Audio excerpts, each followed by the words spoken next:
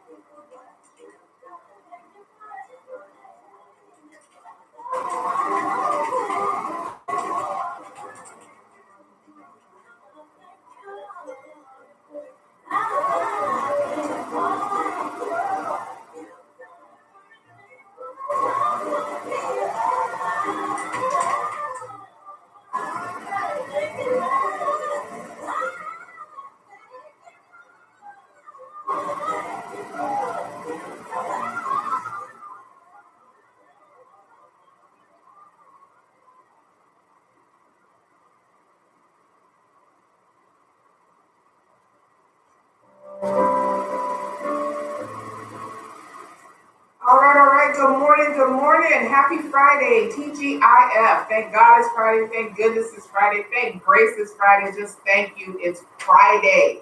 First week of June down in the books already in 2019. Thank you for joining us here this morning. This is our Need Major. And this is your man, Victor Major. I'm sorry. Yes, we are Covenant Connection, and we are live right here on the home of the Cheryl Underwood Morning Show, WMSKOnlineRadio.com, where talk radio just got better. Make sure you're following us on Instagram, Twitter, Facebook at WMSK Online Radio. Make sure you use the hashtag WMSK Prime. You can throw in there hashtag Covenant Connection 16. That's us. We are here. How you doing? I'm good. I'm blessed. Awesome. Well, we're going to just jump right into things. We got a great topic for you today, but we're going to do what we do best in here, and that's to start it off in prayer. Honey, if you want to go ahead. Yes, I will. Father God, we come before you today, before the throne of grace, Father God, just being ever so thankful. Just thank you for the many gifts that you've given us, Father God. We just thank you. And it never seems adequate enough just to say thank you again because of so much you've done for us. We thank you for this beautiful day. We thank you for our families and our marriage. We praise you, Lord, among all that we have. And there are so many people hurting. There are so many people hurting and needy. We lift them up to you and ask you to bless them, help them, heal them. May your peace fill their hearts and may your joy shine. We ask that you intercede for them, fulfilling their needs and according to your will. We also pray that you would use us to help them in any way we can. Open our eyes and make us aware of the opportunities we have to bless others in need. Help us not to be selfish. Help us to share. All that we have is yours, and we surrender to you, Father God. We honor you, we praise you, we glorify your name. And we pray that your will be done. In Jesus' name we pray. Amen. Well, let's go ahead and kick this off because we don't have anything else to go up into. We just need to get right into our topic. So if you haven't figured it out yet, our topic is, am I my brother's keeper? Am I my brother's keeper or sister's keeper? Ladies, I don't want anybody feeling left out, okay? We know the Bible does not leave anybody out. So if we were to start off with where in the Bible do we want to talk about, am I my brother's keeper? Of course, it brings up the story of Cain and Abel. Okay, and we know you can go Jacob and Esau, you can go a number of different relationships in the Bible, but Cain and Abel kind of bring that to mind. So just real quick, and because my husband and I were discussing this before we got on air, what is it, and I pulled this definition up, y'all know I'm about definitions. What does it mean to be your brother or your sister's keeper? And my husband hit it on the head when I kind of went off the freeway and took a detour and a U-turn and then came back to the rest stop after figuring out where. But it means we should help each other when we are able. It does not mean literally your brother. My brother's keeper, it means quite literally the person who keeps his brother. In other words, in those days and now, it refers to being responsible for someone, as in, am I responsible for my brother? So it's a responsibility to another individual. And again, it does not mean strictly just your brother. Right. Okay? It's not gender-based. It's right. not family-based. Right. You know, your brother is just like your neighbor. It's not the person just next door to you. It's everybody in society. Right. All who live and breathe and walk this earth together. Right. And that's something that we really, really, really should take to heart. So as I stated, was, starting off with Cain and Abel. Cain and Abel, brothers, were at odds. One died, the other went on, but the other one had to live with the guilt of what happened. Yeah, no, one killed the other. Well, I just said one died, and right. The other one had to deal with what happened. He had to deal with everything that was just on his conscience and all of this other things. But I don't want to take away from it, because I know you got Bible verses, because your book is kind of loaded over there. So I do. I have a ton of Bible. Okay, sure. So let's get to getting, honey, shall we? Yeah, I mean, and we don't necessarily have to start with the Bible verses. I just want to speak about us as a society of people Okay. being our brother's keepers again. And we talked about a number of different things, and what those things come to mind that we've spoken about before. Being our brother's keepers are like in times of need. If there's a tsunami, there's an earthquake, there's been tragedy somewhere in the world. That's the bond that brings us together to do and help others who are in need. Right. And as a society, we do that. As a country, we do that, but it's not ingrained in us as people to do that on a daily basis. I think as Christians is what we are called to do. So that's what we try to do on a daily basis. But the world doesn't live like that. Of course, the world is a sinful, selfish, all about myself kind of world. So we don't always do that as people. But I tell you what, and you asking me where did this topic come from for me? And again, me being here or us being here in Baltimore, I see such amazing acts of kindness sometimes, but I see the opposite sometimes as well too. And it's easy to get discouraged by the negativity of the world, but it's just so inspiring. I can see 30 terrible acts a day of how we treat each other and care for each other, but that one act of kindness, how we help each other, as our brother's keepers to try to do just little small positive things it's so uplifting and encouraging to me. It's a beautiful thing, as me, looking to start my ministry with the mentoring program. That's where I started. And my question, to myself, and as I begin that journey was, are we our brother's keepers, or we are our brother's keepers? That's the purpose. I think about our community of people as people of color. How back in the day we were our brother's keeper. We our community of people always looked out for each other. We cared for each other. We did for each other because we didn't expect the people who enslaved us, who were racist against us, and were always doing things just the opposite that we had to do for each other. So we were our brother's keepers in our community. Now we come to a point. Now we're so scattered and become so ingrained to American society. We're chasing after all the same things that the people who occupy this country now. I like your word, occupy. Yeah, I'm trying to be politically correct. I'm trying to use the proper words, so I don't offend anybody, because there's no intent to offend anyone. Right. But we've become what they have become, and I don't need to separate it as us versus they kind of thing. But we know, just like there's darkness and there's light, we are to be the light. So we don't want to associate and assimilate to what the darkness is doing. But as a society of people, we've looked to integrate so much that we've adopted a lot of the cultural things and thoughts of the world of people who occupy this country. Yeah, absolutely. Real quick, thank you to everybody who's joining us on Facebook Live as well as on YouTube. Thank you, Holly Fisher Hickman. See you.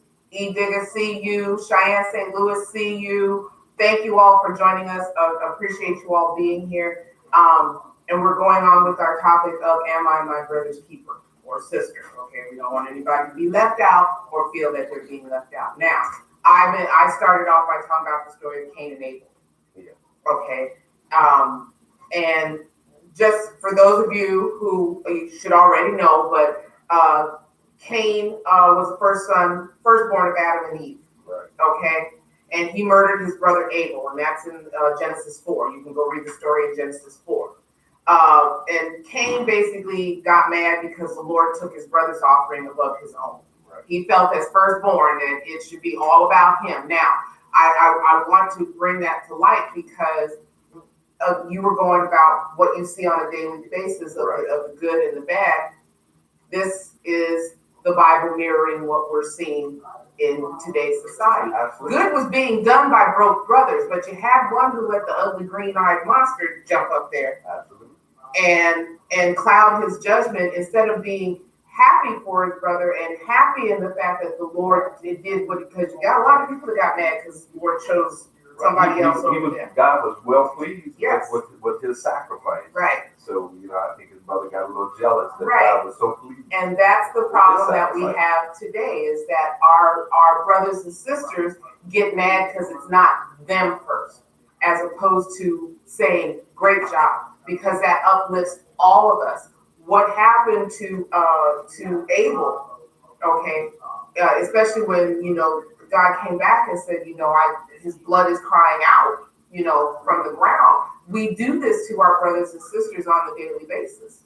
We're constantly worried about, am I going to get there first? Is it going to be about me? Who's going to notice me first? And it's not about that. It's got to be about keeping each other, as our topic said, keeping each other uplifted, keeping each other in that good aspect versus, yours wasn't as important as mine. Mine was better than yours, and they should have saw me before they saw you. This is not about that. Never has been about that. And the Bible gives us more than enough examples of that. That just mirrors what you just talked about in terms of what you see. Because you, in your job, and me in my job, we see the good can go to the bad just like that. And we as Christians, where we come in is not only through prayer, not only through faith, and not only through believing, but also in the act that we do that either calms the situation down, offers a word of wisdom, a little golden nugget, so to speak, or, gives you that sense that, this is not the end all be all of the situation. And I think, I know that's something that you're really good at. You'll come in and you'll talk the situation and we want people to think. We don't want people to resort to violence. Good morning, Dr. Holmes. I see you. Right. Yeah, we called again to be the light of the world, the soul of the earth. We were called and separated to be different, to show something different, to show that peace, those fruits of the spirit, that peace and that love and the joy and all of those things are the things that should flow from our inner being. And as we begin to walk as Christians, those are the things should grow us and separate us from how the rest of the world is living. So we should be that calm.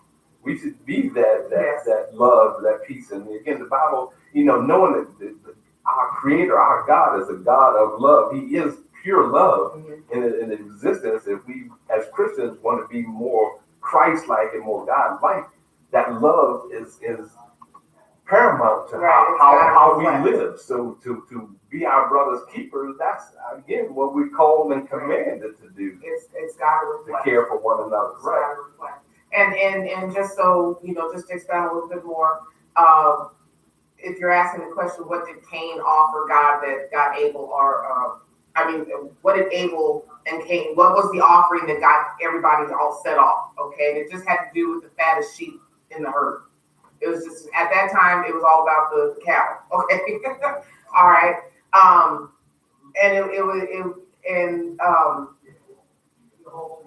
It reads here, Abel, a generous shepherd, offered the fattest of his sheep as an oblation to God. But Cain, a miserly farmer. Now, there's a key word right there, miserly. We all know what miser means. Miser means they sour, they bitter, they just got a nasty attitude. Okay. Ebenezer Scrooge. All right. Offered only a bunch of grass and some worthless seeds to him. God accepted Abel's offering and rejected Cain, an indication that Abel was more righteous than Cain and thus worthier. Okay, both of these gentlemen were children of God. Let's just put it that way first. Okay, one wanted it almost gives you that aspect of, I need to keep the good stuff for myself and God be okay with this. When God wants the best that you have, so he can give you the best and more of what he has. And that's why, again, he was so pleased with the sacrifice, because Abel gave his very best. Right. Cain was willing to, give, to say that, okay, I give, and, you're not giving of your heart, so it's not as much of a sacrifice to you that you're giving something that you don't really care about or need anyway, or that it's not so much pleasing to God. You just want to look good in God's eyes by giving what you give. And we talk about that in the sense of the sacrifice we give when we tithe or offering. And that offering is a sacrifice of something, giving of something from yourself, trusting and believing God is going to be well pleased with you, and you will be blessed beyond measure because of it. Mhm. But too often, too many of us want to be miserly and Right. hold tight to those little things we have and give the pennies to God when God has given you everything that you've got. Right. And then when you And when you stop, when you finally get to that point, because the other day I went and I paid, I went and did my tithes online. Mm-hmm. Okay. But the thing is to, when you give, and I've said this before, is give, and the only thing you should expect is God's grace and God's unmerited favor, Absolutely. not anything else. Right. Because see, God can show up and show out, and some of y'all will miss it. Right. And those are free gifts. And Right. again, we again just talking about that with those sacrifices that was pleasing to God and Cain and Abel, but not to go too far off track with Mhm. just what we speak about as being our brother's keepers. Mhm. And like I said, I have so many, scriptures here, and I just want to give a biblical foundation to what it is we're talking about as being our keeper. Okay, so just let me read a couple real quick, and then we'll delve into some of the others. And then I got one here in Deuteronomy 15:11. It says, there will always be poor people in the land. Therefore, I command, and it's not ask you, command you to be open-handed toward your fellow Israelites who are poor and needy in the land. And again, so to be open-handed means to be generous in what we are given. Again, because again, Deuteronomy, we're talking about how many, we talking about thousands of years ago as we speak, talking about this scripture that was written, and it says there will always be poor in the land. So there will always be people who are poor and in need in this country, and we are to care for these people. And it says, command. I command you. Right. A closed hand To be is unable to open-handed. give. A closed hand is unable to give anything. So yeah, I agree with you on that. Okay, another one really quick, and we talked about it, and we've talked about it a number of times before, but in Galatians 6:2, it says, carry each other's burden, and in that way you will fulfill the law of Christ. Mm-hmm. So as we carry each other's burden, we're fulfilling the laws of Christ. So this is Right. what we are asked and commanded to do Right. as Christians, that we That is have us to be separate. Well, we're going to go ahead and go over to commercial break. Y'all keep it locked right here. This is Covenant Connection right here on WMSKOnlineradio.com, where talk radio just keeps getting better. So hold the phone. There you go.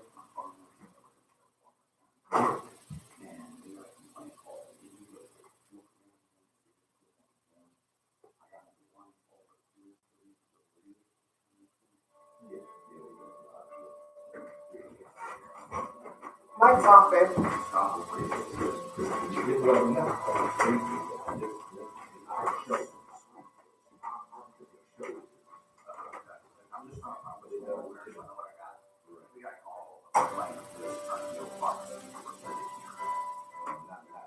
Not here. This is the studio people. If they have keys, they come in. You can look at it, see this. Feel free. Studio equipment. Strictly studio.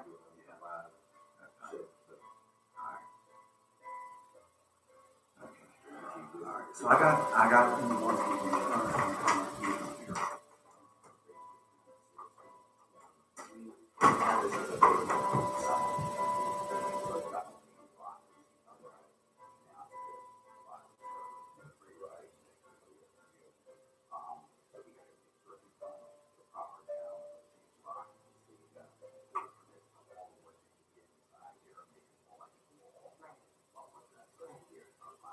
Okay, because I know the other producer that's in here, that's Prophet, he's down the hall. You're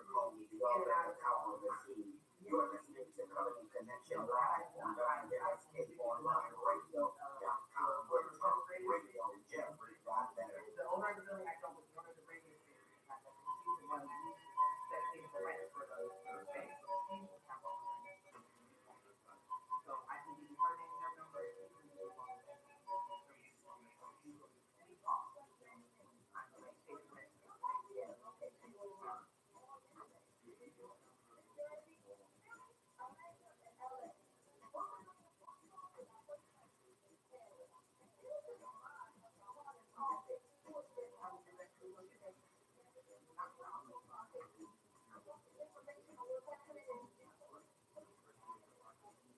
So one dog on this side, this side is having that side, right, and the other side, I notified, I notified that the next day,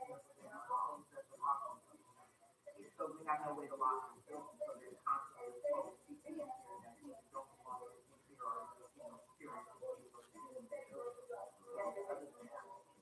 I have no idea, we're only in here for us, we're only here on Thursday and Friday, but there's still every day that comes in and not, we're daytime, so we're the only two daytime, so we're every other show is actually right. Yeah. Right, because you got a production studio down there and 9 times out of 10 across producers don't work late at night anyway. Because that's when most people are off work and do what they do, but in terms of everything else, but I would have to say, okay, not no problem.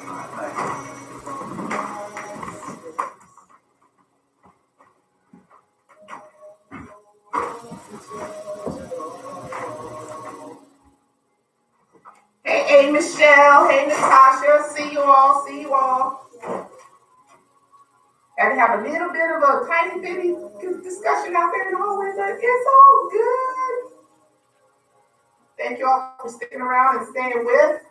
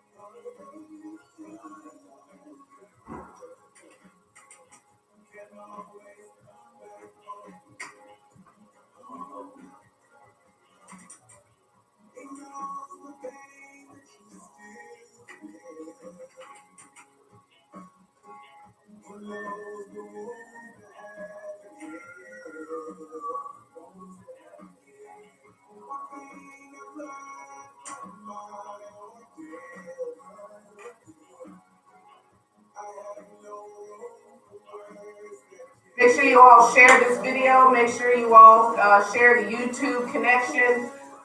Bring a friend, tag a friend, tell a friend. We got a good word in here for you today, so just share the word, share Covenant Connection, and know that we are in here to share the word with you.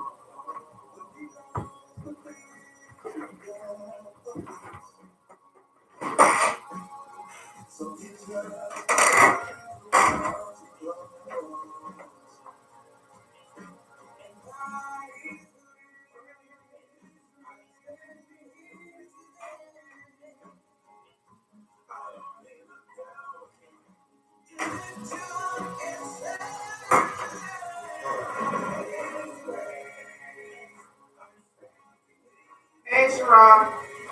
We got a member of Jonah's Run on Facebook Live. Good morning, sir. God bless you. Thank you for tuning in.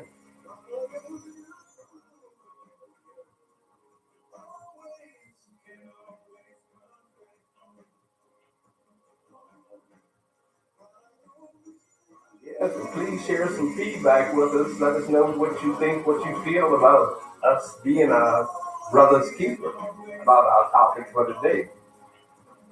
Give us some word, brother.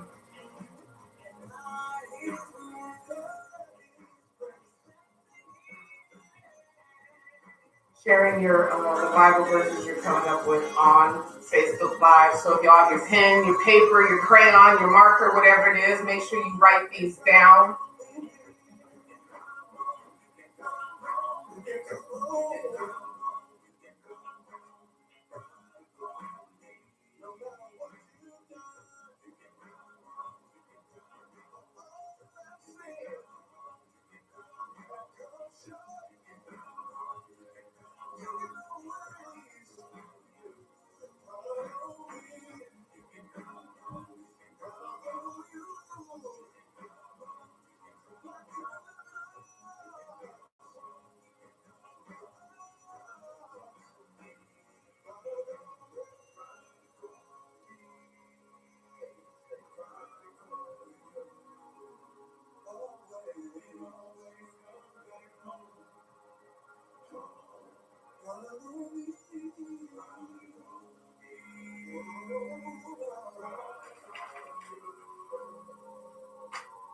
The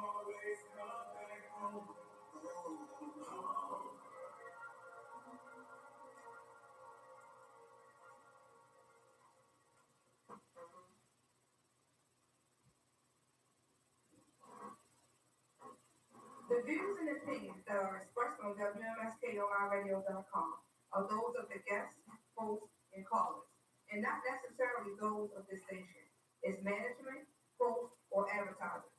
The shows founded on WMSKOnlineradio.com can promote any lifestyle, belief, religion, political affiliation, or personal practice. These shows are for entertainment only. Thanks for listening.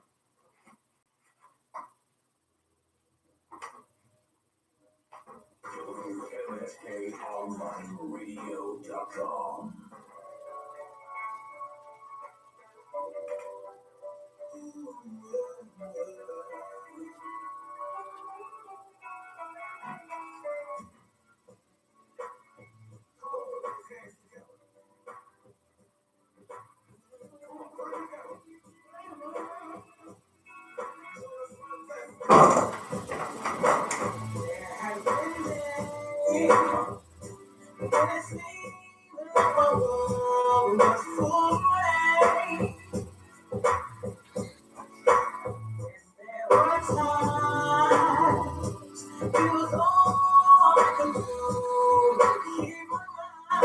Keep my mind.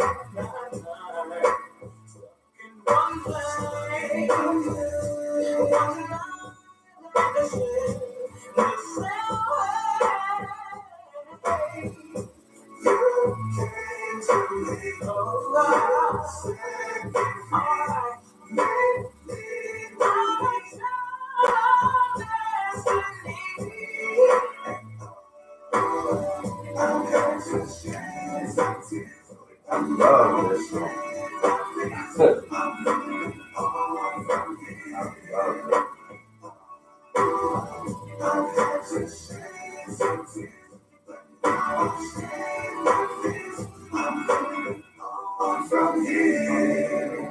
Now on those days, when it seems like the ring won't go away, I know what you do. I stand on my faith, and no morning will bring us away.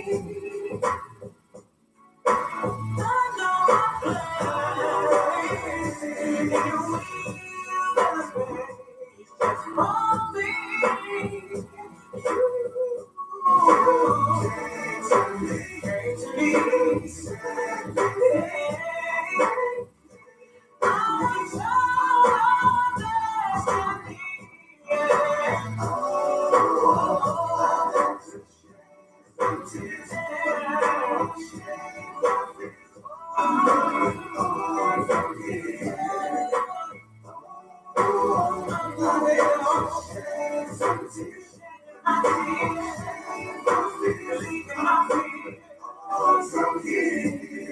I want to talk to everybody suffering over a broken relationship. Everybody in bondage waiting on closure that may never come. I want to talk to every divorcee, every person whose friends or family have turned their back on, every pastor who has suffered loss in your ministry. Don't you lose another night's sleep. Don't you shed another tear. Soon by the grace of God, sickness without. Now life's not through. I'm learning to get over you. Finding the strength to move on. I take it day by day. His grace it takes the pain away. Finding the strength to move on. I've got to shed some tears.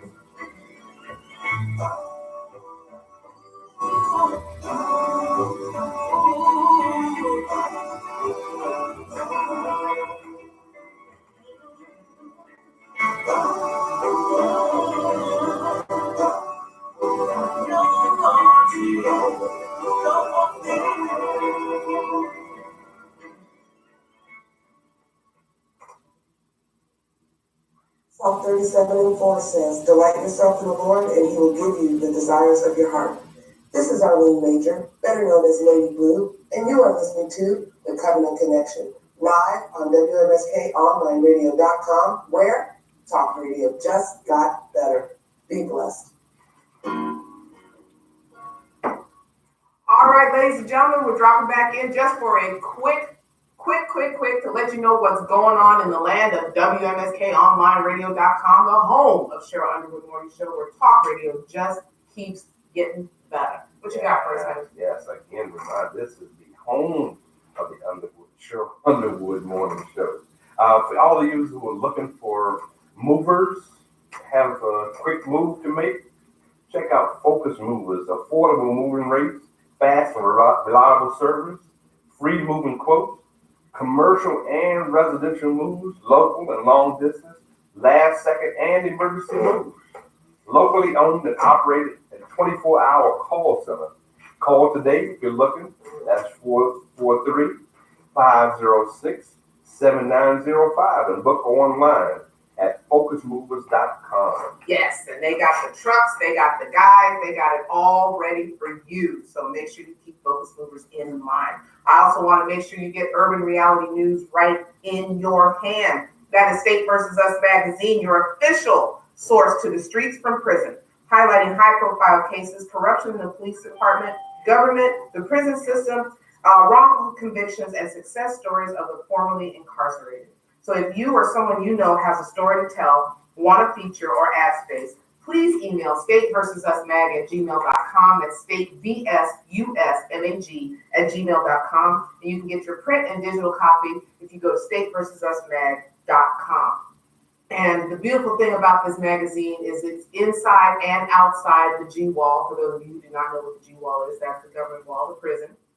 There's a difference between prison and jail, so make sure you all know what that difference is, okay? And also the fact that this is giving them access to what is going on in the world, okay? So it doesn't just leave them off trying to figure out, who's the next president and who's doing this, who's doing that. It lets them know that there are people out there that have been where they are, have turned it around to do something better in their life. So the premier issue has the founder and owner and CEO of WMSKOnlineRadio.com on the cover, and that's Ms. Connoisseur herself, Tia Hamilton.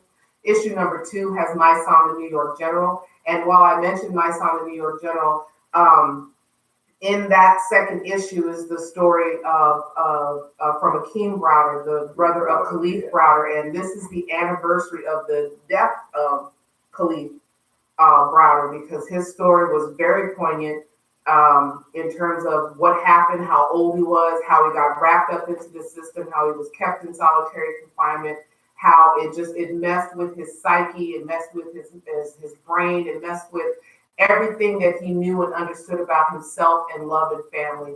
It caused him to end up taking his own life right at home while his mother was downstairs. And it was, we all felt that. You didn't have to know Khalif to feel what that was. So to the people who bought that story, and now we're dealing with the Central Park 5. Yeah, I mean, and that story is a powerful story. Yes. So I encourage everybody to check out that Khalif Browder story. And I think Jay-Z was the one that really initially brought to light and brought, to have that be made as a documentary. And we needed that, and we all did with the Central Park 5. Documentaries have been done on that, but now the documentary that's happening now is being brought to us by an African American producer, a female. At that, but it's the point of bringing it to light so that we know what is going on in our community. So please remember Khalif Browder, along with anyone else that may have been lost to the prison system. But these are cases. These are our ideal cases. What we talk about being our brother's keepers again, because we have injustices, especially in this magazine. State versus Us. Again, those are highlighted injustices and doing something to change and make a difference in the lives of people who, some can't do it for themselves. So she's got to be the definitely voice for the committed, voiceless. right? She's committed to these people. So she is the keeper of her brothers. Yes, the voice for the voiceless. So we have, issue number 3 is a dual cover that has Mel the comedian and Wallow 267 on either side. And there's also, I mean, every magazine has a story that's going to grab you and say, I gotta go read that again. I need to go tell somebody about this story. Issue number 4, you can pre-order your copy, digital or hard copy of issue number 4 that has Jamila T. Davis on one side, and on the other side has the one, the only, and the original Freeway Ricky Ross on the cover. And let me tell you, you don't want to miss these stories. Don't just look for the celebrity on the outside. Or the eye candy on it. Or the eye candy. No, it's there, okay? But just read the stories. I'm telling you, as a writer for this magazine, as a soon-to-be contributor to this magazine, these stories are not something you want to miss. You are not going to get this kind of inside scoop. Absolutely. I mean, and then you not only that, but you're educating yourself about what's happening in the system. Mm. You know, even if you've never been a part of it, it's touched everybody's family. Amen. Everybody knows somebody who has been incarcerated, Yes. and many of us, you know, people of color have been unjustly, you know, Subjected falsely to locked things up they don't and mistreated again. Yes. So educate yourself, look to help out another brother, you know, support the magazine again because it is so worthy of that support. It's so If you needed. want a coffee table book, this it. Make Okay. a difference. Absolutely. Make a This is difference. it. And if you get your copy and you see Miss Connoisseur on the street, have her autograph it for you, okay? Because she will be happy to. And other than that, she will get into a whole nother discussion with you while she's there, okay? But we're going to step out real quick. We just want to let you know what was going on. Make sure you visit the website for what's going on in the community, events, and more. Make sure you tune in for all shows that come on this station 24/7. So there's something every day for everybody. So just keep it locked right here. Again, on the home of the Cheryl Underwood Morning Show, WMSKOnlineRadio.com, where? Talk radio just got better. Yes, make sure you're following us on Instagram, Twitter, and Facebook. We'll be right back.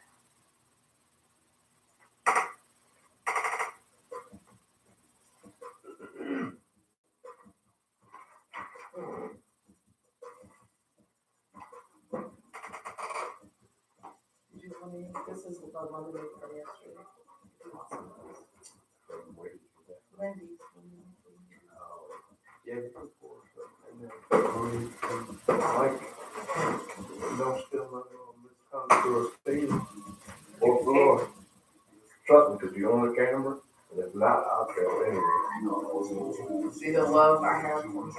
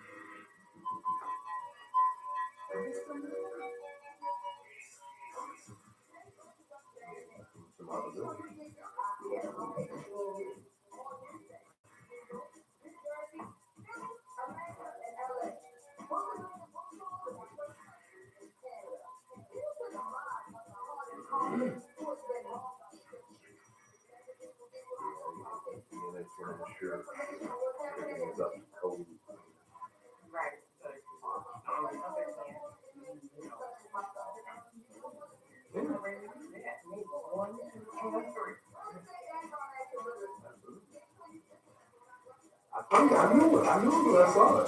I seen it.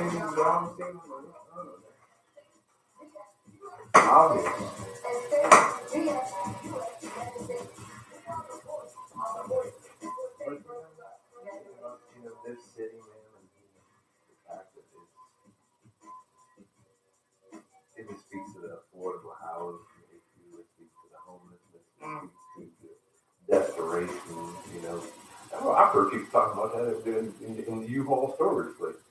Yeah, in fact, I know there's people that will live in their storage units. I know people who will find it cheaper to rent a business front. Yeah. So, yeah, I get it. live on radio I completely on get it. radio.com, where Talk Radio just got better. Be blessed.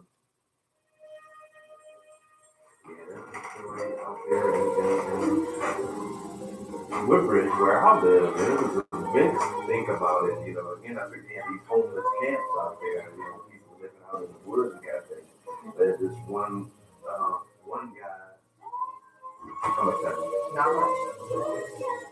They have them here. They have law 695 and everywhere else. No, this was totally different, but it speaks to what you were talking about. How they don't want you to do certain things. That's true. The city or the government locally, they'll try to stop it because. All right, folks, we are back. This is Covenant Connection. We are live on the home of Cheryl Underwood Morning Show, WMSKOnlineRadio.com, where talk radio just got better. Make sure that you join our mailing list for updates, events, shows, and more. Follow us on Facebook, Instagram, and Twitter at WMSK Online Radio, and use the hashtag WMSKGrind, because that's what we do. We grind it 24/7 and making sure that we have something for you. But we need to get back into our topic. Yes. But real quick, I want to give a shout out to Jonas Run. Yes.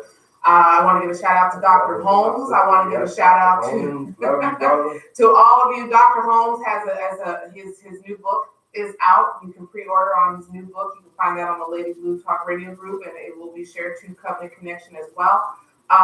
So a lot is going on out there. I want to give a shout out to our boy Troy, who 108 and B6. He's got a lot that's going on. And towards the end of the show, we will shout out our churches and those that have contributed and made us feel at home no matter where we are. Let's get back to our topic at hand, which is, am I my brother's keeper? So in my wonderful Googling over here, the question is asked, who are my brothers and sisters in the Bible? If we're talking about being your brother's keeper. So it says, for whoever does the will of my Father in heaven is my brother and sister and mother. If anyone comes to me and does not hate his father and mother, his wife and children, his brothers and sisters, yes, even his own wife, he cannot be my disciple. What you say? That's a powerful statement. And again, it speaks to what we are being called to do and why it's so important, as Christians, especially the brothers and sisters in Christ who are doing the work of Christ, who are building up the kingdom, who are trying to be that light in this dark world. Absolutely. Doing the will of the Father, as it states in Matthew 7:21, the will of my Father who is in heaven. Okay, not everyone who says to me, Lord, Lord, will enter the kingdom of heaven. Okay, Matthew 7:21, y'all go over there and read that. So back to what we were talking about in terms of, I saw that and said I had to say that. Yeah, but you were reading Bible verses, honey. What Bible verse were we left off on? The next one I wanted to read again was Hebrews 13 and 16. And it says, and do not forget to do good and share with others, for with such sacrifices God is pleased. And that goes back to what, the Cain and Abel thing. Okay. When you do good, you do right, you give that sacrifice, you give it from your heart, you do what you're called to do. God is well pleased with that. And I know there's and I have to encourage people all the time, especially good people sometimes who try to do good things, where the Bible says, do not get weary in well doing. In doing good things and doing them for the right reasons from your heart.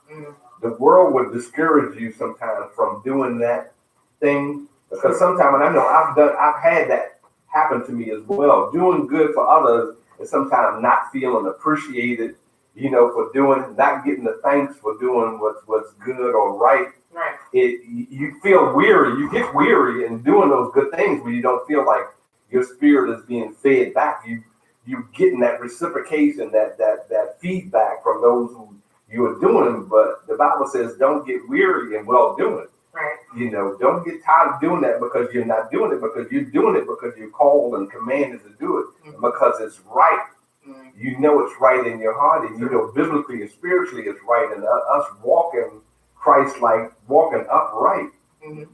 This is what we're supposed to do. So it's not about the pat on the back or the feel good or the appreciation, for doing, well, doing right, doing good. You're not gonna always get that, but your Father in heaven sees that He is Right. well pleased, and you will be blessed, blessed, rewarded, for those good deeds, those sacrifices you made for God's people. Mhm.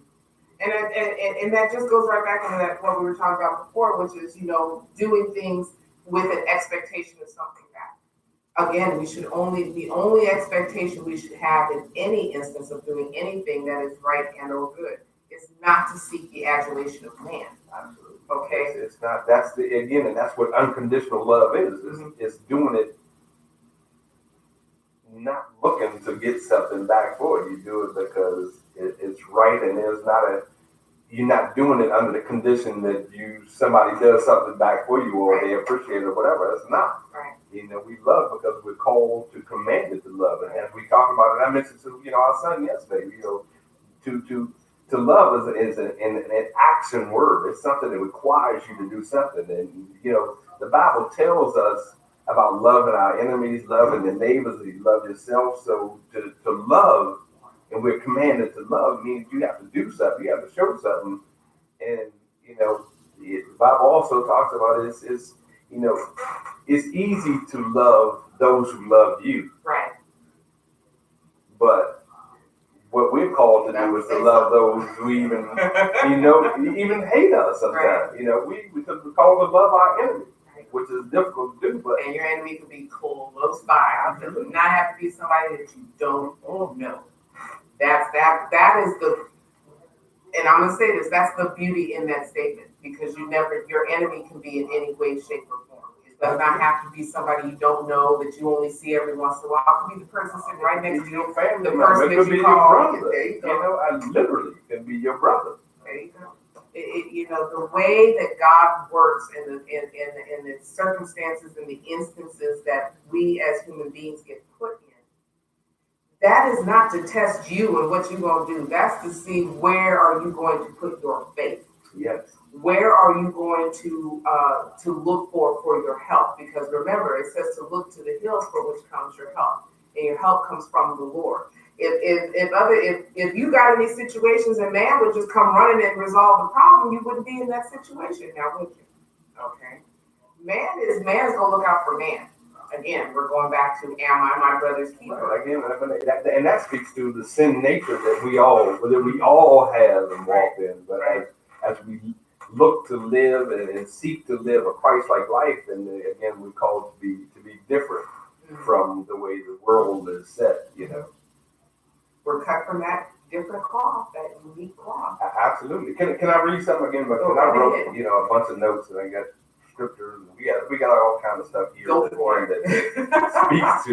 And I know you kind of define what brother's keeper means, but I also have some notes here that says to be your brother's keeper means to consider your neighbor's needs at all times, and that's a powerful big statement, and it's hard to do at all times, but that's the Christ-like heart that we're looking to do.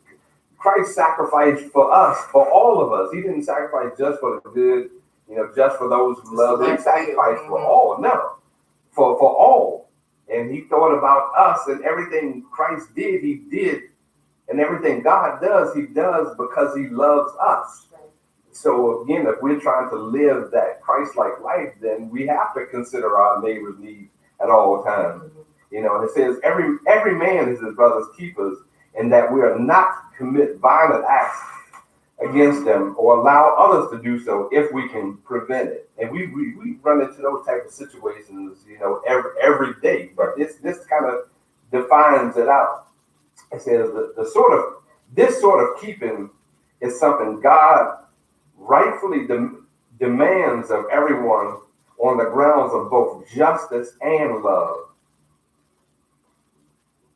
And again, he demands. This is what he demands. What do you say after that? I mean, that's what. What do you say to follow that up? Absolutely nothing except thank you. Okay. You know. So I'm right there with you. And again, as we talk about violent acts, and violent acts can be a number of different things. You know, violent acts can include violence of the tongue in the form of gossip, quarreling, outbursts of anger, slander, arrogance, and disorder. And you know, all those things come from 2 Corinthians 12 and 20. Those different things, those acts of violence of the tongue are described there. Then I think secondly, as we talk about the just and the love, it says secondly, we are to exhibit brotherly love towards our brothers and sisters in Christ with a tender heart and a humble mind, and that's 1 Peter 3:8. In the way in this way we are to keep those for whom Christ gave his life, and that's all of us. That's everyone. Christ gave his life for all of us, There you and go. so we're fulfilling the law and keeping what Christ asked us to do by his sacrifice. Yes, I agree. You know, as much as you would want to say something to follow that up, you can't. You just get happy when you can't come up with words. Trust me, your spirit in there dancing, okay? Because the word has just been passed on and passed through, and we just kind of dove right in it head first and just let the word wash over you. That's basically, you know, what is there to do. It's there to instruct. It's there to, you know, and I want to go back to that word you put in there, and we all know this word, all, encompassing, surrounding, everything, not picking out certain things, the good with the bad, okay?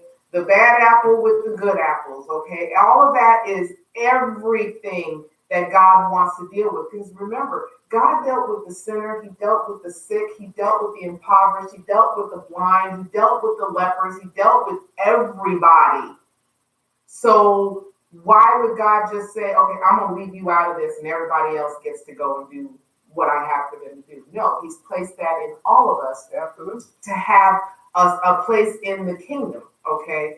And just like he went to the tax collector's house, just like he, you know, welcomed the sick man through the roof and all these other things, and including even the way he spoke to Pontius Pilate, knowing he was on his death walk. Even when he spoke to him, he still had the word and the mind of God. We already know what that connection is, Absolutely. but it was all still there. Even on the cross, forgive them, Father, for they know. Two robbers on each side. Forgive them, for they know not what they do. And he's speaking to those who placed them on that cross, Right. those who went against them, those who conspired against them Right. to kill them and get rid of them. Forgive them. Right. So Well, that's they what did he not- was keeping. That's who he was keeping. Come on now. He's keeping in the face of death, Yes. of dying, even though he's loved and trying to show them the way and give them, even those who conspired against them, forgive them. That's true. As they are killing me, And, as they are beating me, brutalizing me, whipping me. right. And imagine, and I'm sure you can God. imagine with the disciples, he had 12 men with him that were probably working his everlasting loving nerve with the questions and the this and the that. But he understood in his mind and in his heart, this is what he had to do. He had to groom them so that they understood. He had to get them to understand, I'm not going to physically be here all the time, so what are you going to do when I'm not here? He had to get them to that point that when they finally understood, when that aha moment came, oh, you best believe they was like a man with their head on fire. Hello, when the spirit came upon them in the upper room, that was the head on fire moment, okay? Where they all had that moment that just said, now I get it. We've heard about giving yourself over to God, about giving yourself up to God, surrendering and all this, and we as human beings have a hard time with that. Yeah. Surrendering because we want control. And even in what we're talking about today, you can go back to Cain and Abel. There was a control thing there. The older brother versus the younger brother. I deserve this, you don't. Jacob and Esau. How dare you give my birthright away? knew Dad couldn't see. Dad went by field. He knew Dad couldn't see. Let's pick another service, Tamar in the Bible. She was violated by her own brother. Okay? So, of course, in your mind, it's like, I ain't keeping that. He did something wrong. But you know what? There was still a good that came out of that entire situation. Absolutely. Okay. I mean, and, it makes me think about and I know I've spoken to one of the ministers at Harvest Assembly, trying to understand and know what and have full understanding of what it meant by they will know us by our love. Mm. And talking about how we walk in the world as Christians, they should be able to see the acts of love that we do by keeping our brothers by the love that we show. Mm. So the world can see the light in us by the acts that we do, Right. by the things that we do. Right. There are, no, go ahead. No. I was just, again, as we keep speaking about this, it comes back to love. Right. Love is one of those sacrificial, action words that you have to give and you have to do something. Mm-hmm. And again, it separates you. It shows your connection to the God who has given you love, showing you love, created you in love, that we would be willing to do that. And again, the world needs to see this kind of love to be inspired to do, because a lot of people are inspired. You just think about the courageous acts of the people during 9/11. The firefighters that went into the tower with the building on fire, Right. who were willing to sacrifice their life to help and save somebody else. Mm-hmm. Were they their brother's keepers? In their minds, yes, because that was their call of duty, was to do that. Yes. Absolutely. That's an Same act thing with of the police commitment and officers love. and everybody else. Even the person off the street. It did at 9/11 didn't matter if you were Jewish, Islamic, Muslim, Christian, atheist. It didn't matter because you had people come together to lift up and help their fellow man. They didn't ask them, oh, by the way, are you a Muslim? Oh, sorry, I can't help you. No, they did not do that. They saw a situation. It was a devastating situation, and everybody, no matter their denomination, skin color, height, weight, anything. It brought everybody together. Right. Those things bring people together. Those things galvanize a movement, and those acts, like I said, those acts of kindness are contagious. Right. So again, that's what we could be when we talk about being an effective Christian, and we talk about whether you being you're infecting or affecting people, and you want to affect people in a positive way. You want to infect that or inject that love into people. So that infection of love is permeates the world. It permeates the body. That's what God does with us. He injects us with His love for us to share in that way again, that we could be an effective. There's a song, I don't know if you know this song. There's a song, I grew up with this song because I was at first raised in the Catholic Church before, I was back for Baptist, this, that, and the other. Right. There's a couple of songs, but this song is like singing in the back of my mind. It says, we are one with the Spirit, we are one with the Lord. We are one with the Spirit, we are one with the Lord. And we pray that our unity may one day be restored, and they'll know we are Christians by our love. Yes, that's okay. And of course, that song was written by a nun who had a whole lot of time on her hands.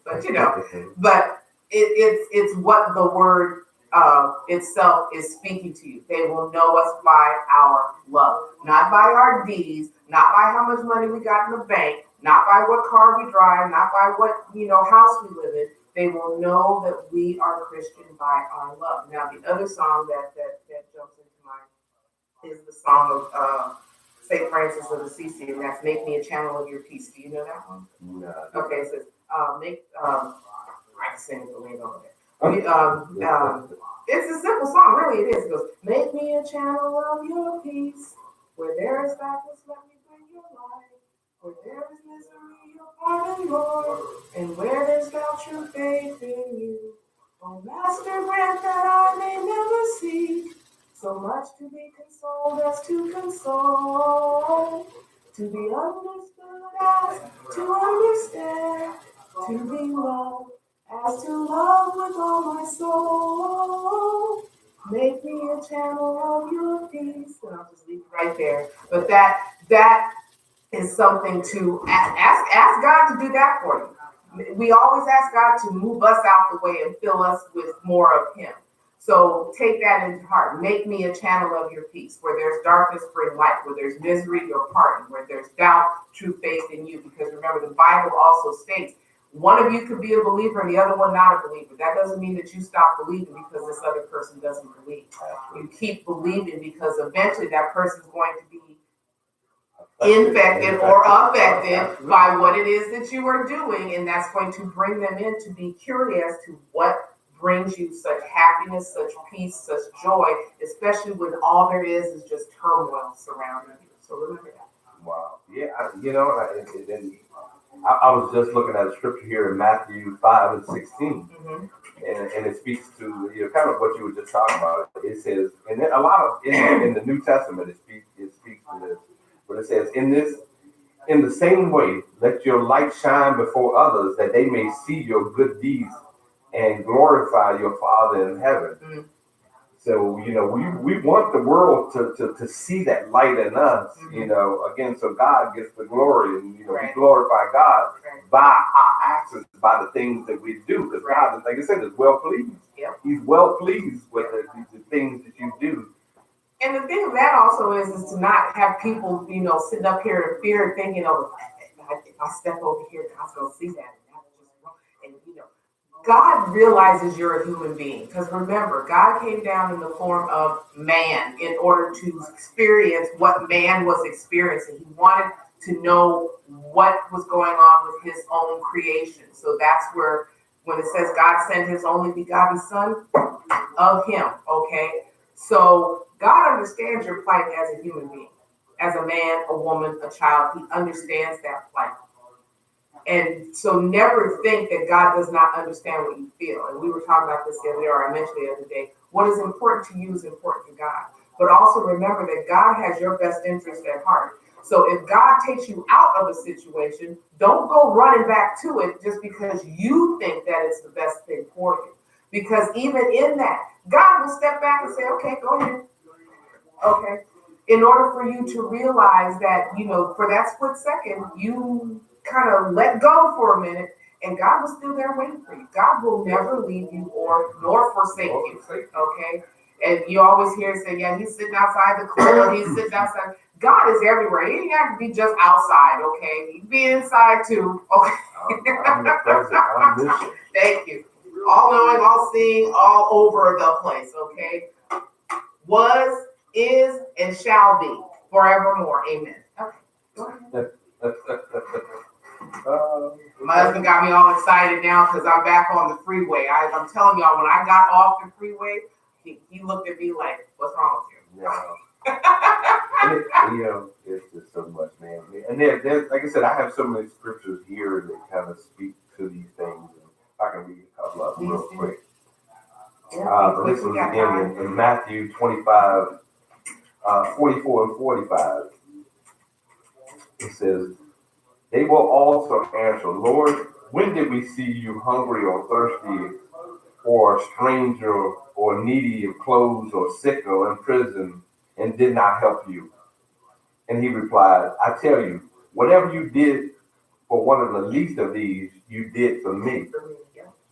Again, and that goes, you always talk about, how do we know when we're entertaining angels sometimes? Mm-hmm. You never know. Right. And like I said, what you do to God's people, you do the least of God's people, those people that you're helping, you're doing for God. Mm-hmm.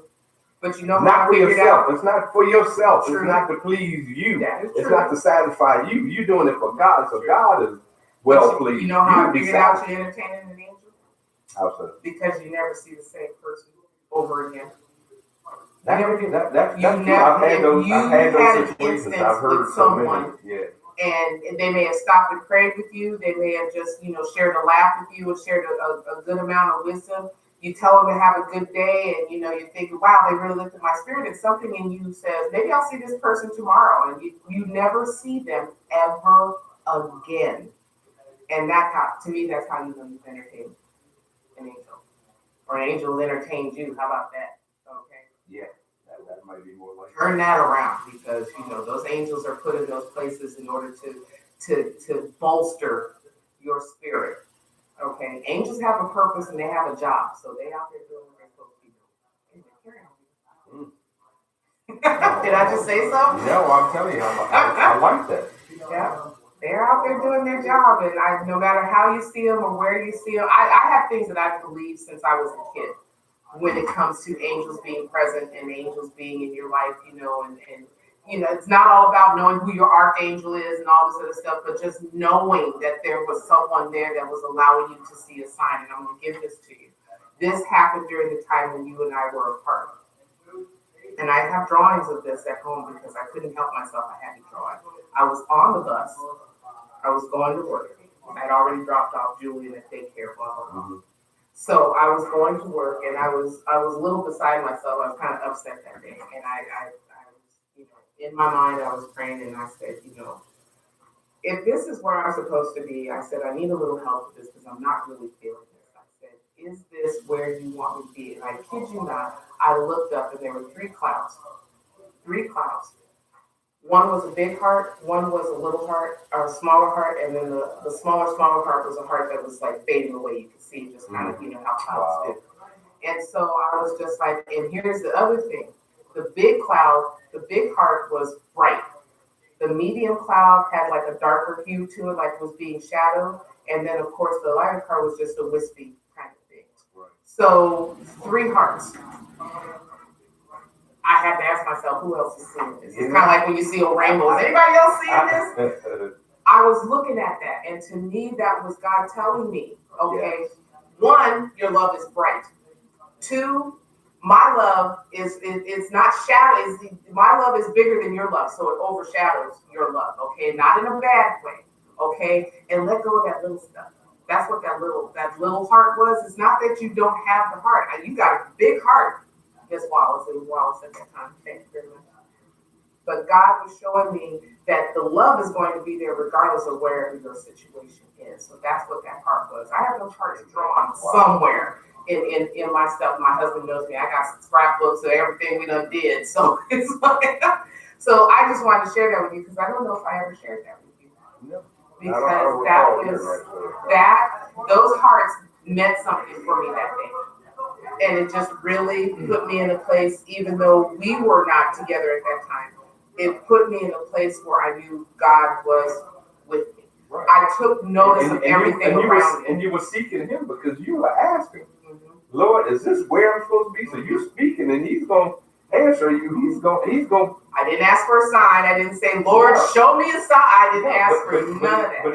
But he does. He will. Right. He'll confirm what it is that you are feeling sometimes in your heart, and sometimes he'll just give you what you need to, propel you and keep you moving forward when you get discouraged or when you get, and even like last night, what I was talking to you about last night. We don't need to go into that whole thing, but I got up this morning and you walked in after, getting yourself together this morning, and I was listening to a motivational video, and something in that motivational video, the next one that I was listening to said something to me, and it said that winning, like love, is an action word, okay? Winning can't happen if you're not, riled up, if you're not activated, if you're not in motion. Mm-hmm. And it's the same thing. Wood can't drift on an motionless ocean.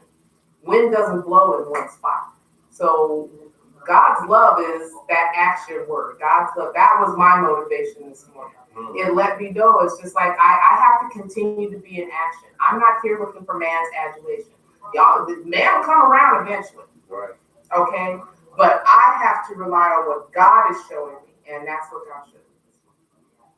Watching you walk out the door, God was telling me this morning that nothing that you are doing is not without action. Keep your action going.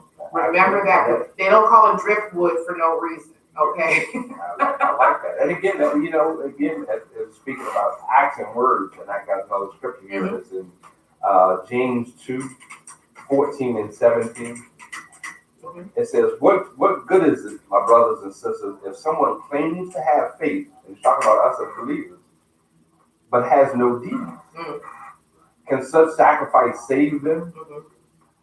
Suppose a brother or sister without clothes and daily food, and one of you say to them, "Go in peace, keep warm and well fed," but does nothing about their physical needs. What good is it? In the same way, faith itself, if it is not accompanied by action, is dead. Faith without works is dead. Yes, So you it can is. believe in it, but if you don't do something about what it is you believe, if you're not called into action with those beliefs, with reading this Bible and knowing what God says, then what good is it? Mm. And that's the third time I've heard that today alone about faith. Faith without works is dead. Hope, faith is the substance of things hoped for, the evidence of things not seen. And it was said, back to this video. This video obviously was something I needed today. The video stated, your imagination is God's preview of what's to come in your life. And when you stop believing, when you start doubting what you're imagining or what you're seeing, you put yourself in that state of I can't, I won't, it'll never happen, things like that. Again, that goes back to that imagination. That's what you're hoping for. That's that hoping for your faith in action when you're doing that imagination. And then it's the evidence of things not seen. In other words, God is working through your vision, be it whatever it is, my husband's ministry, what I do, what everybody, if you have a vision and you stop believing in that vision, you're hindering what God has coming for you. You are putting that barrier up where God doesn't want that barrier up because you're doubting what God has placed in you. And I just kind of dropped off there for a second because it was just speaking to me, what you said.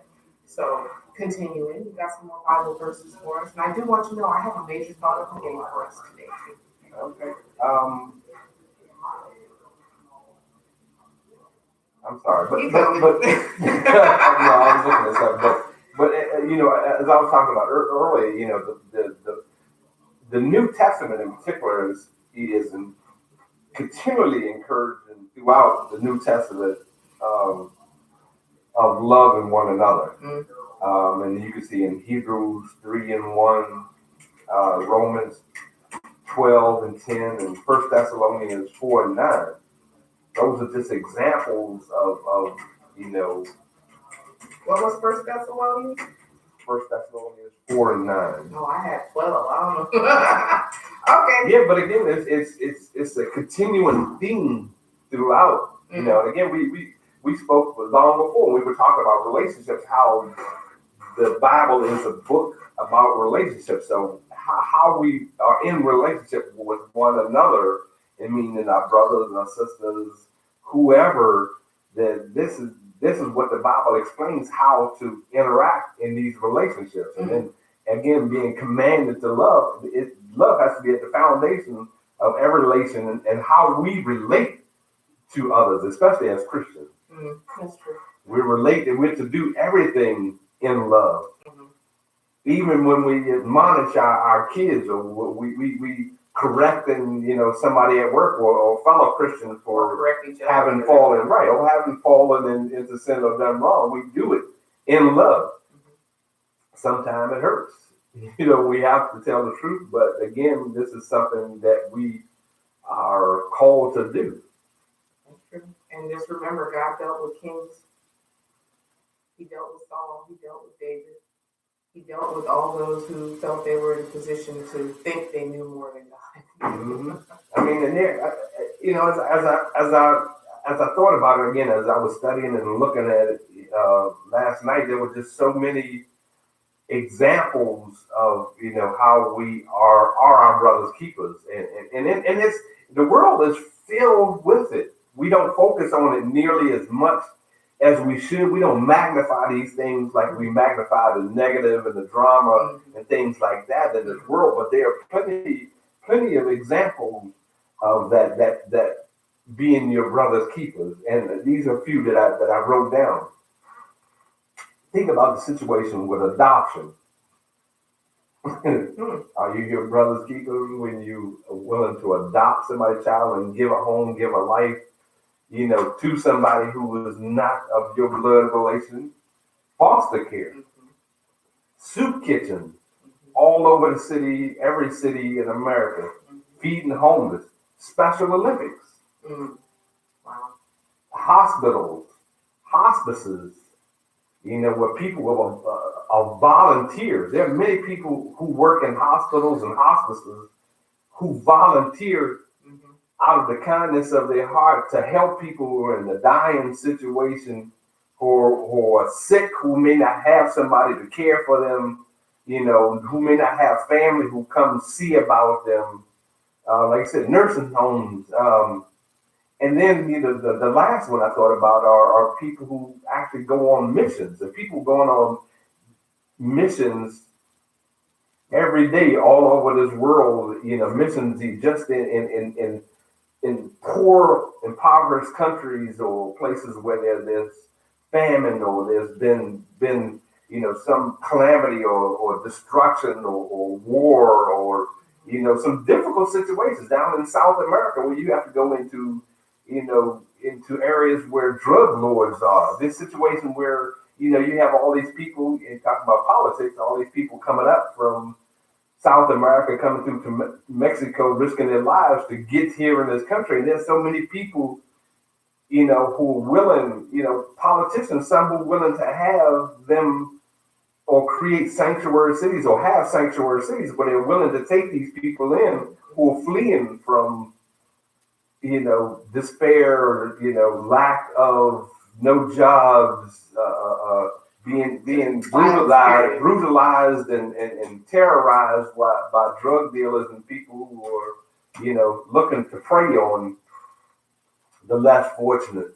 But we have a lot of people in this country willing to open their arms, their homes, their hearts to be their brother's keeper.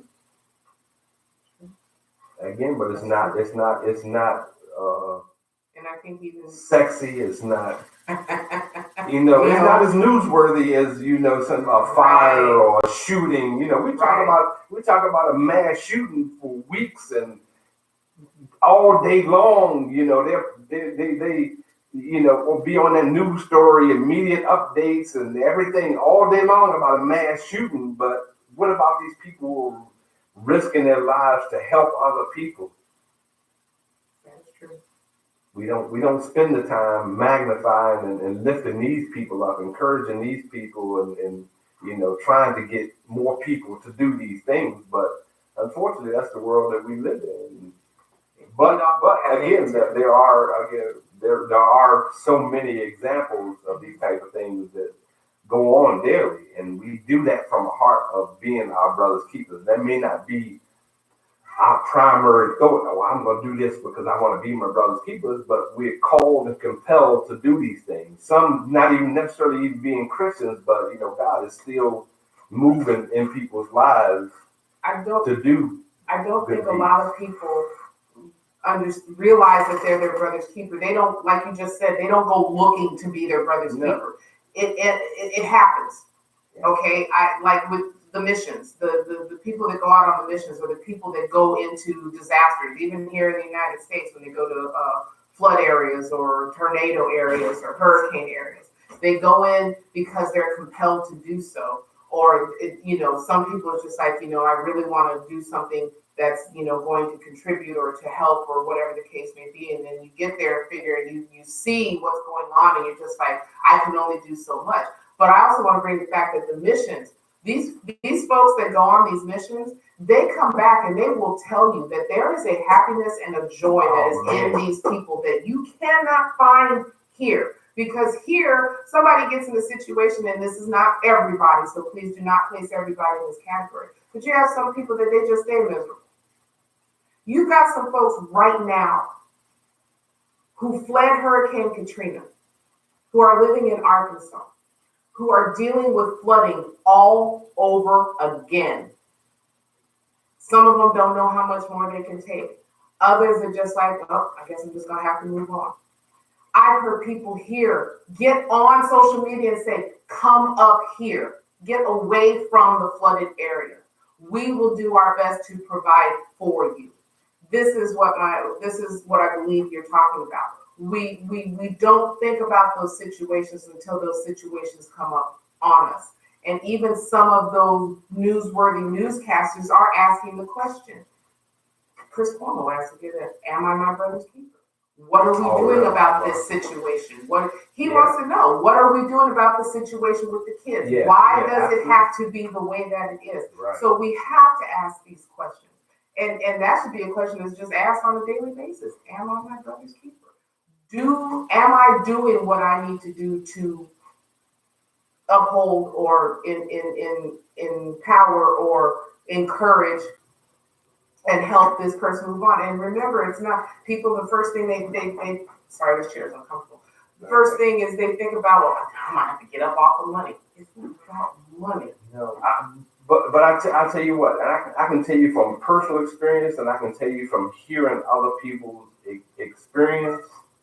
And I've done jail ministry, and I've done different types. I've done missions ministry. I've done overnight stays in the hypothermia shelter, feeding the homeless. I've done a number of things. I know people have done a number of things, and Pastor Lee always talks about that from LS Revival Center. Pastor Lee always talks about that, and he allows the people who go out on these missions to speak about what they did and where they did it. It ain't so much boasting about what they've done, but the constant theme you always hear is they were blessed far more than the people they went to bless. The blessing and what they got from these people who were in these situations was far greater than the sacrifice they gave of their time to go help these other people. And these people are, and I felt it myself, man. It's just and it ain't about being proud or boastful. It's just about feeling good about knowing that you've done good. You've made a difference. And sometimes these people that are in these terrible situations give you such words of encouragement, or it puts you in a situation where it doesn't make you weary about doing well, because you'll get somebody, you may help 10 people and none of them may thank you, but then you get that one that just says, oh my God, you've been such a blessing. You're an angel. You don't know how much this means to me. And that will wipe out all the 10, 12, 20 of them that didn't say a word to you for doing what you do. I mean, and that kind of joy fills your heart. And man, that kind of thing carries you through day after day after day of the depressing things we have to deal with and frustration we have to deal with on a day-to-day basis. That is true. That is true. This is the part of I always get to, and my husband looks at me going, no. Yes. I want to give us time to shout out the churches that have supported us, have given us encouragement before I give you the major thought of the day, and we step out here to another fabulous weekend. Making sure you all get out there and bless somebody, because you never know, you may be the only angel, Bible, or good word that they see in the next few days. So, honey, shout out some churches that we've been to and that we've had the honor of, being blessed by. Church of the Redeemer of the Lord. Pastor Jerome Stokes here in Baltimore, Maryland. Bishop. I'm sorry. Bishop Jerome Stokes. Bishop. Yes. Harper's Assembly Baptist Church, Johnny L. Abrams and Velvet L. Abrams. I mean, that's my church home. That's where I got saved. That's where I got fed. That's where, spiritually, he's still my spiritual father. I still look to him, for encouragement, even when he's just giving a word. When I'm not seeing or having talked to him, to see him, hear him preaching, or somebody doing Facebook Live encourages me so much. That's my home. That's I love my people. Alfred Street Baptist Church, Alexandria, Virginia as well. Shift Nation Church. With Pastor Mickey. Pastor Kevin Mickey. We need to get Pastor in here. We've been chasing him from Atlanta and Alabama and everywhere else. Yeah, but we'll get him in here eventually. Absolutely. And Pastor Lewis Lee, the church we attend now, at LS Revival Center, Philadelphia Road, shout out to you. We love you. We love all of you. We love everyone who's doing kingdom work. Every pastor, every minister Yes. who's bringing the word. Everybody who works in church and building up the kingdom, help building up the pastor and the the churches and the communities, man. We thank God for you, and again we shout you out because the work you're doing is so meaningful. Right. And thank you, first of all. Thank you to those of you who tune in, who listen, who support, who interact, who share, who do all of those things, whether it's Facebook Live, Instagram, Facebook itself, YouTube, wherever you're listening to us from. We hope you downloaded the free app so you can take this with you and listen to this at your convenience, or you can replay it on the YouTube channel, which is WMSK Online Radio. Just look for the big yellow mic and you will be able to replay the show at your convenience. But I want to give you the major thought of the day that is coming from My Utmost for His Highest. I have this book, and I love this book because you can either read it day by day, or you can just go back to it, whenever you feel you need a word, and it gives one for you. And there is one in there from Oswald Chambers called Am I My Brother's Keeper? None of us lives to himself. That is Romans 14:7. Has it ever dawned on you that you are responsible spiritually to God for other people? For instance, if I allow any turning away from God in my private life, everyone around me suffers. We sit together in the heavenly places, according to Ephesians 2:6. If one member suffers, all the members suffer with it, 1 Corinthians 12:26. If you allow physical selfishness, mental carelessness, moral insensitivity, or spiritual weakness, everyone in contact with you will suffer. Interesting. Yes. But you ask, who is sufficient to be able to live up to such a lofty standard? Our sufficiency is from God, and God alone. 2 Corinthians 3:5. You shall be witnesses to me, Acts 1:8. How many of us are willing to spend every bit of our nervous, mental, moral, and spiritual energy for Jesus Christ?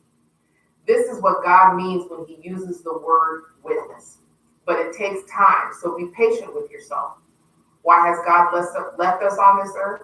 It is simply to be saved and sanctified? No. It is to be at work in service to him. Yeah. Am I willing to be broken bread and poured out wine for him? Am I willing to be of no value to this age or this life except for one purpose and one alone? To be used to disciple men and women to the Lord Jesus Christ. Use it. My life of service to God is the way I say thank you, to him for his inexpressibly wonderful salvation. Remember, it is quite possible for God to set any of us aside if we refuse to be of service to him, lest when I have preached to others, I myself should become disqualified. That is 1 Corinthians 9:27. So remember, our sufficiency is from God and God alone. Hello, Pastor Linda. I was wondering where you was, girlfriend. But we can allow, if you have that feeling that something's going to happen, and I get this often, that's called anxiety, okay? If you're bored, if you're nervous, if you're anxious about anything, because remember the Bible says, thank you, do not be anxious, you got to pray about everything, and pray without ceasing. Just because it's going good now doesn't mean you should stop praying, okay? If you suffer, others will suffer, because there's an equal and opposite reaction to everything that we do, okay? A ripple in water doesn't stay in one place, it goes out. So always remember that what you do will affect others. And if you are able to lift up, to encourage, to empower, to help your brother or your sister, that alone makes you your brother's keeper. Wow, I like that. I am my brother's keeper. Yeah, so with that being said, guys, get out here and enjoy your weekend. Honey, thank you for this topic for the day. I can't wait for the next one. It ought to be good. Okay. I have to go to work. I have to deal with the wonderful folks of Maryland today. But y'all, please be safe. Enjoy this weekend. Enjoy summer. Congratulations to all the grads of 2019. Anyone celebrating a birthday today? Anyone doing anything of positive today? Do it the right way, be happy about it. And as we always say here on Covenant Connection, we love you. And there's absolutely nothing you can do. Not at all, not a thing. So we're going to go out here, we're going to enjoy ourselves. We wish you nothing but blessings and goodness and kindness, and keep all of that in your heart and continue to encourage others. And remember, you are your brother's. Yes. So get out there and enjoy your day, and we will talk to you all later. Bye. God bless. Hey, Shauna. Say hi to your Hey, Shauna, thank you for tuning in. Go back and listen to it later. Yeah, If yes. you only caught a couple minutes, you will love this We had a good show. topic today. Miss Yeah. Linda, you need to call me, dear. You need to call me. We gotta get together real We miss quick. you, Miss Linda. I miss you, Shauna. Can't wait to see you. Yes. And today the topic was, am I my brother's keeper? And I know, Miss Linda, you talked about this. Miss Linda, we need to schedule a time for you to call in here and give a good word in here today. I miss her so much. Let's get that done. She just got finished with her retreat. Okay. So, she shared that on Facebook, and obviously, she had a really good time. Okay. She had a really good time, and she said it was more than she expected, and I could tell by the pictures that it was a high time in the Lord. So I can't wait to continue hearing about it. I want her to talk about it, and I want her to give us a good word. So, Miss Linda, keep that in mind. Okay, I know you hear me in here talking about you, but that's a good thing. Okay. Other than that, guys, I know y'all love looking at my husband, but I'm over here. Okay. We are done. We are out of here. We love you guys. Have a fantastic weekend, and we will see you next Friday. Bye. Years all past,